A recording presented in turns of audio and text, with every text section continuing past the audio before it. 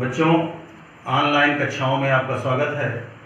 जैसा कि आप सबको पता है, कोरोना नामक संक्रामक महामारी से पूरी दुनिया ग्रसित है, जिससे हमारा भारत भी प्रभावित है।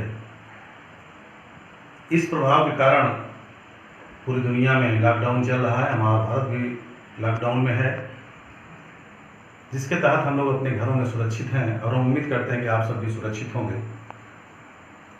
इस लॉकडाउन में विद्यालय बंद हैं। विद्यालय बंद होने के कारण ऑनलाइन शिक्षण कार्यक्रम प्रारंभ किया गया है। इस ऑनलाइन शिक्षण कार्यक्रम के तहत हम लोग अपने घरों से ही ऑनलाइन वीडियो के माध्यम से पढ़ा रहे हैं आप सबको। आज हम कक्षा 9 सामाजिक विज्ञान समकालीन भारत भूगोल का प्रथम पाठ भारत आकार और स्थिति के बारे में अध्ययन करेंगे। यह पहला पाठ है भूगोल का, भारत आकार और स्थिति। भारत के आकार और स्थिति के बारे में हमको इस पाठ में जानना है। तो आइए हम सब यह जानते हैं कि भारत हमारा विश्व मानचित्र पर कहाँ पर स्थित है। तो पहले हमसे पहले स्थिति के बारे में जानकारी करेंगे, फिर आकार के बारे में चर्चा करेंगे। तो स्थिति जानने के लिए हमें विश्व मानचित्र पर यह देखना होगा कि हमारा देश कहाँ पर स्थित है। इसके लिए हम थोड़ी सी पिछली कक्षाओं में आपको ले चलते हुए आपको यह बताना चाहते हैं कि आपने पिछली कक्षाओं में अक्षांश और देशांतर रेखाएं पढ़ी होगी।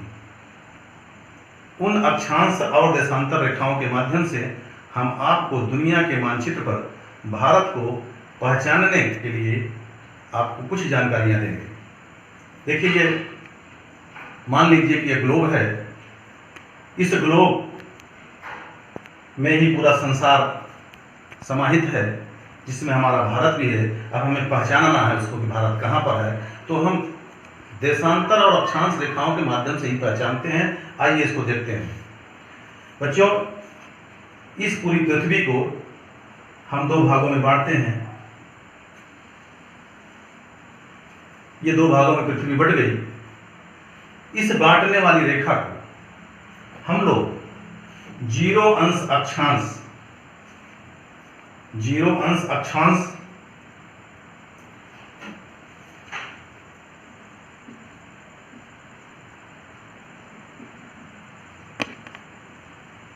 रेखा कहते हैं। इसके और 2 नाम हैं। दूसरा नाम है विषुवत रेखा, तीसरा नाम है भूमध्य रेखा। भूमध्य रेखा इसलिए क्योंकि ये पूरी भूमि को 2 भागों में मध्य से बांट रही है।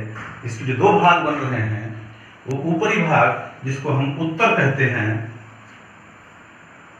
और दक्षिणी भाग जिसे हम दक्षिण कहते हैं, यह 2 भागों में उत्तरी गोलार्ध और दक्षिणी गोलार्धों में बंट गया। यह अक्षांश रेखा जो है पूरी पृथ्वी पर पड़ी हुई खींची जाती हैं। यह काल्पनिक रेखाएं होती हैं। ये जमीन पर कहीं खींची नहीं होती हैं, परंतु कागज पर दर्शाया जाता है। हम आपको अक्षांश और देशांतर की परिभाषा बता देते हैं। अक्षांश रेखा किसे कहते हैं? तो अक्षांश रेखा वह है जो भूमध्य रेखा के पैरेलल उत्तरी गोलार्ध में या दक्षिणी गोलार्ध में खींची जाती हैं। पड़ी हुई रेखाएं, इसके समानांतर खींची जाने वाली रेखा अक्षांश रेखा कहलाती है। और ये 0 से शुरू होकर के यहाँ पर 90 होती हैं और यहाँ पर भी 90 होती हैं, अर्थात 180 रेखाएं होती हैं। तो अक्षांश रेखा की परिभाषा यह हुई कि भूमध्य रेखा के समानांतर उत्तर में एवं दक्षिण में खींचे जाने वाली काल्पनिक रेखा को अक्षांश रेखा कहते हैं। इसी तरह हम देशांतर रेखा को भी देख लेते हैं। जैसे भूमध्य रेखा ने 2 भागों में उत्तर और दक्षिण में पूरे संसार को बांटा, वैसे एक रेखा है जो पृथ्वी को पूरब और पश्चिम 2 भागों में बांट देती है। इस रेखा को जिसने पूरब और पश्चिम में पूरी पृथ्वी को 2 भागों में बांटा, इसे देशांतर रेखा कहते हैं। ये देशांतर रेखा है। इसे प्रधान देशांतर रेखा कहते हैं। जैसे हमने अक्षांश की परिभाषा बताया, वैसे देशांतर की भी परिभाषा है रेखाओं की। देशांतर रेखा की परिभाषा यह है जो पृथ्वी को पूर्व और पश्चिम दो बराबर भागों में बांट रही है, उसे प्रधान देशांतर रेखा कहते हैं। और इसके पैरेलल खींची जाने वाली रेखाओं को देशांतर रेखा कहा जाता है, जिनकी दूरी पूर्व एवं पश्चिम की ओर बढ़ रही है। यह परिभाषा उसकी हुई कि ऐसी काल्पनिक रेखाएं जो प्रधान देशांतर रेखा के समानांतर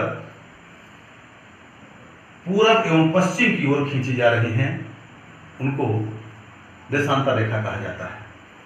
अब इस तरह से हम आप अपने देश भारत को इसमें खोज सकते हैं कहाँ पर है। तो आइए खोजते हैं अपने देश भारत को।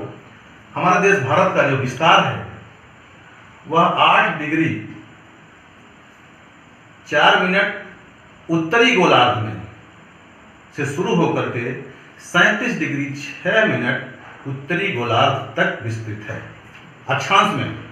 अब देखते हैं, ये 0 है, यहाँ से अगर हम खींचते हैं तो 8 डिग्री यहाँ पर आपको मिल जाएगा। 8 डिग्री यहाँ पर हो गया। अब हम ऊपर बढ़ेंगे तो इसको हम 37 डिग्री यहाँ तक ले जाएंगे। यहाँ मान लीजिए 37 डिग्री तक हो गया। तो ये उत्तरी गोलार्ध में अक्षांश रेखाओं में 8 डिग्री 4 मिनट से 37 डिग्री 6 मिनट तक, यहाँ से यहाँ तक उत्तरी गोलार्ध में फैला हुआ है। अब देखिए, ये तो तय हो गया, भारत यहाँ से यहाँ तक है, इसके बीच में कहीं भी है, लेकिन अभी क्लियर नहीं है कहाँ पर है। इसके लिए हमें देशांतर का सहारा लेना पड़ेगा। तो देशांतर रेखाओं का विस्तार हमारे भारत का जो है वो 68 डिग्री से लेकर के, ये मान लीजिए यहाँ देशांतर हो गया, ये 68 डिग्री यहाँ से, ये 68 डिग्री है यहाँ पर, 68 डिग्री 7 मिनट यहाँ से, और 97 डिग्री 25 मिनट तक, मतलब यहाँ तक, यहाँ से। अब यह तय हो गया कि भारत इसके बीच में ही स्थित है। तो हम यहाँ पर भारत का मैप बना लेंगे और इसके बारे में हम जानकारी करेंगे, हमारे भारत का विस्तार कितना है, आकार कितना है। आइए हम लोग आगे इसके देखते हैं कि हमारे भारत का विस्तार भारत के नक्शे पर, भारत के मैप के अनुसार कैसा है। बच्चों, हमने ग्लोब पर देखा कि हमारा भारत किस अक्षांश और किस देशांतर के मध्य कहाँ पर है। हम अब इसको भारत के आकार के बारे में चर्चा करेंगे। ये भारत का नक्शा है। इस नक्शे का आकार कितना छोटा कितना बड़ा, इसकी हम चर्चा कर लेते हैं। आइए देखते हैं। ये भारत का नक्शा है, हमने अभी इसको चर्चा किया था। यहाँ 8 डिग्री 4 मिनट से शुरू होकर के ये दक्षिण है, यहाँ 37 डिग्री 6 मिनट तक विस्तार है। यह अक्षांश रेखा है। यहाँ 68 डिग्री 7 मिनट से यहाँ 97 डिग्री 25 मिनट, ये भूमध्य रेखा से उत्तर में 8 डिग्री 4 मिनट से 37 डिग्री 6 मिनट तक उत्तरी गोलार्ध में स्थित है। और यह प्रधान देशांतर रेखा से 68 डिग्री 7 मिनट पूरब से पूरब में है। अब आप देखिए कि यह देशांतर रेखाएं जो हैं, ये 8 डिग्री 7 मिनट 4 मिनट से लेकर 37 डिग्री 6 मिनट तक जो है, ये लगभग 30 डिग्री आ रहा है। 8 डिग्री से जब जोड़ना शुरू करेंगे तो 30 डिग्री के लगभग आ रहा है। यह 30 डिग्री आ रहा है पूरा। यहाँ से जब हम अक्षांश गिनेंगे 8 से लेकर के 37 तक, तो 29 कुछ आएगा। तो ये 30 डिग्री हुआ। और देशांतर रेखा को हम जब गिनते हैं तो यह भी 68 से 97 तक लगभग 30 डिग्री ही आ रहा है। देखिए बड़ा संयोग है इस भारत के लिए कि अक्षांश रेखाएं भी जो इस तरह से खींची हुई हैं वो भी 30 है, देशांतर रेखाएं जो इस तरह से खींची हुई हैं वो भी 30 ही है। अर्थात हमारे देश अक्षांश और देशांतर रेखाएं दोनों 30-30 हैं।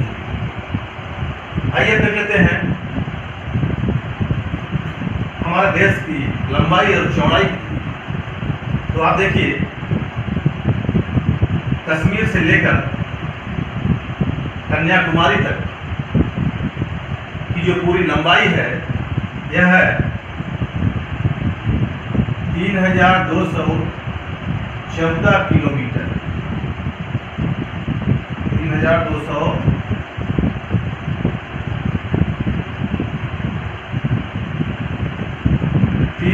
3214 किलोमीटर ये पूरी लंबाई कश्मीर से कन्याकुमारी तक। और चौड़ाई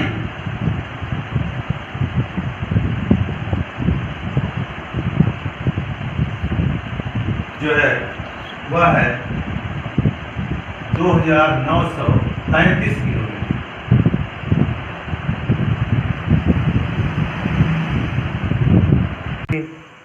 अब आप देखिए कि जो उत्तर से दक्षिण की लंबाई है वो 3214 किलोमीटर है और जो पश्चिम से पूर्व की चौड़ाई है वह 2933 किलोमीटर है। हमारी देशांतर और अक्षांश रेखाएं 30-30 हैं, दोनों बराबर हैं, लेकिन लंबाई चौड़ाई में देखिए अंतर आ रहा है। चलिए कोई बात नहीं है। अब ये हमारे देश की लंबाई चौड़ाई हो गई। हमारा देश आप देख रहे हैं कि यहाँ पर ये ट्रायंगल बना हुआ है। यहाँ लगभग 23-23.5 डिग्री अक्षांश पर कर्क रेखा है।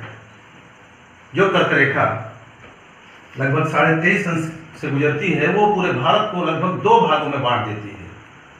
और गुजरात, राजस्थान, मध्य प्रदेश, छत्तीसगढ़, झारखंड, पश्चिम बंगाल, त्रिपुरा और मिजोरम होते हुए लगभग 8 राज्यों से गुजरती है। तो कर्क रेखा हमारे भारत को 2 भागों में बांटते हुए 8 राज्यों से होकर के गुजरती है। यह रेखा 2 भागों में बांटने के बाद हम लोग चर्चा करते हैं अब पूरब और पश्चिम में और उत्तर और दक्षिण में। अक्सर प्रश्न पूछा जाता है कि यहाँ पर जो तापमान होता है, यहाँ पर जो दिन होता है, दिन की अवधि होती है और यहाँ की दिन की अवधि में अंतर क्यों होता है। तो आप जान लीजिए कि हम भूमध्य रेखा से लगभग 1000 किलोमीटर की दूरी पर हैं। हमारा भारत की शुरुआत होती है और यहाँ आते जाते हम 37 डिग्री पे पहुँच जाते हैं। तो स्वाभाविक है जब हमारे अक्षांशों में अंतर होगा तो कन्याकुमारी और कश्मीर के तापमान और दिनों दोनों में अंतर होगा। अब आइए हम लोग पूर्व पश्चिम के बारे में देख लेते हैं। पूरब और पश्चिम, यहाँ 68 डिग्री पूरब से शुरू होकर के हम 97 डिग्री पूरब तक चलते हैं। आइए देखते हैं इस पर।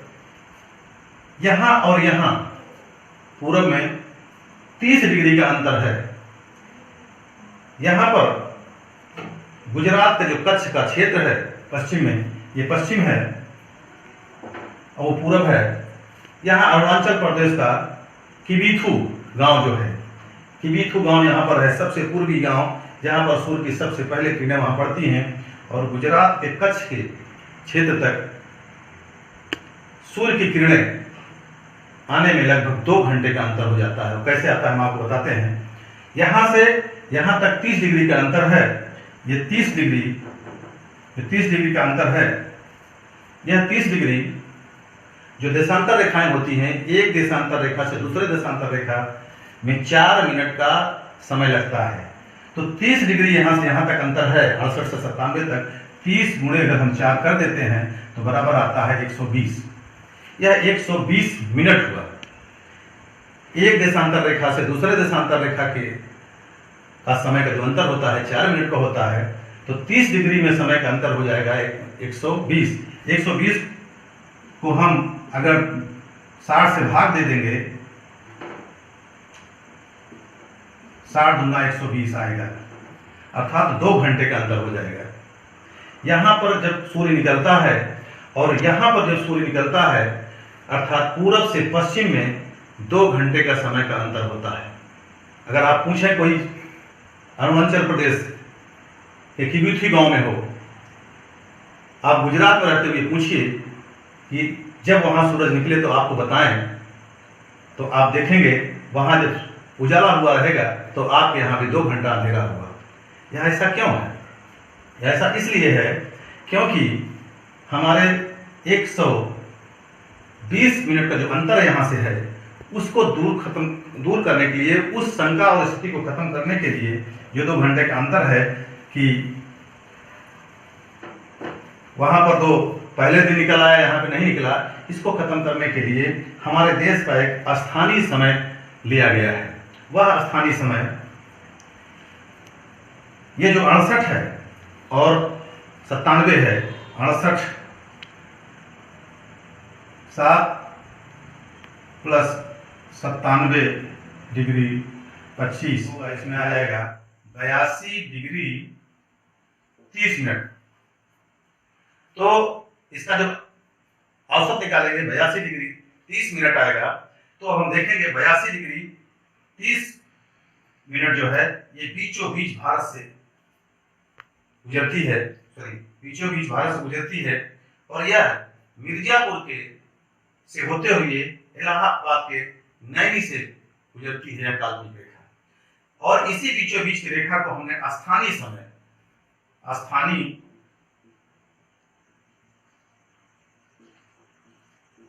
समय माना है, इसलिए कि वहां पर जो सूर्य निकलेगा, यहाँ पर जो सूर्य निकलेगा, दोनों में अंतर होगा टाइम पर, इसलिए 82 डिग्री पर जो समय होगा, अर्थात इलाहाबाद में जो समय होगा, वही समय पूरे देश का समय माना जाएगा। इस तरीके से हमने इस समस्या को खत्म करने के लिए, स्थानीय समय को निकालने के लिए बीच की देशांतर रेखा को स्थानीय समय रेखा माना है, और इसके अनुसार हमारे देश में समय की गणना की जाती है। इस तरह से समय की गणना हो गई। अब आप आइए हम देखते हैं कि भारत के पड़ोसी देश कौन कौन से हैं। तो हम देखते हैं, यहां पर आप देख रहे हैं हमारा भारत है, ये हमारे पड़ोसी देश, यहाँ पर पाकिस्तान है, पाकिस्तान यहां तक है, यहीं पर अफगानिस्तान है, यहां तक पाकिस्तान है, यहीं पर अफगानिस्तान है, यहाँ से चाइना है, यहाँ पर नेपाल है, यहाँ पर भूटान है, इसके बाद बर्मा है। ये हमारे पड़ोसी देश हैं जो जमीनी सीमा से लगे हुए हैं, अर्थात जो हमारी जमीनी सीमा है उससे लगे हुए जो पड़ोसी देश हैं वो पाकिस्तान, अफगानिस्तान, चीन, नेपाल, भूटान, बर्मा, यह है। और ये जो सीमा है, यह सीमा 15,000 किलोमीटर है लगभग। उसके बाद अब देखिए, ये जो समुद्री सीमा है, यहाँ समुद्री सीमा पूरे द्वीपों को लेकर के, यहाँ अंडमान निकोबार द्वीप समूह भी है, यहाँ लक्षद्वीप भी है, लक्षद्वीप, ये पूरे समुद्री सीमा जो है वो 7,616 किलोमीटर है। पूरी समुद्री सीमा 7,616 किलोमीटर है। हमारा एक और महत्वपूर्ण पॉइंट है, यहाँ पर जो 6 डिग्री 45 मिनट पर इंदिरा पॉइंट था, जो दक्षिणतम बिंदु था भारत का। आपको याद दिला दें कि यह 2004 की सुनामी में जो दक्षिणतम बिंदु था वो डूब चुका है, परंतु है हमारे कब्जे में, वो हमारा है, डूबने के बाद भी हमारा है। इस तरह से हम लोगों ने भारत के आकार के बारे में भी देख लिया कि भारत का आकार कितना बड़ा है। पूरा क्षेत्रफल जो भारत का है आकार में, वह 32,87,263 वर्ग किलोमीटर, यूं कहें कि 32,80,000 वर्ग किलोमीटर, 32.8 वर्ग किलोमीटर। हमारा यह जो भारत है, यह दुनिया में 7वां देश है आकार के मामले में। हम अब जो है इस वीडियो को आज यही खत्म करते हैं। हम अगले वीडियो में आपको भारत और विश्व के बारे में बताएंगे।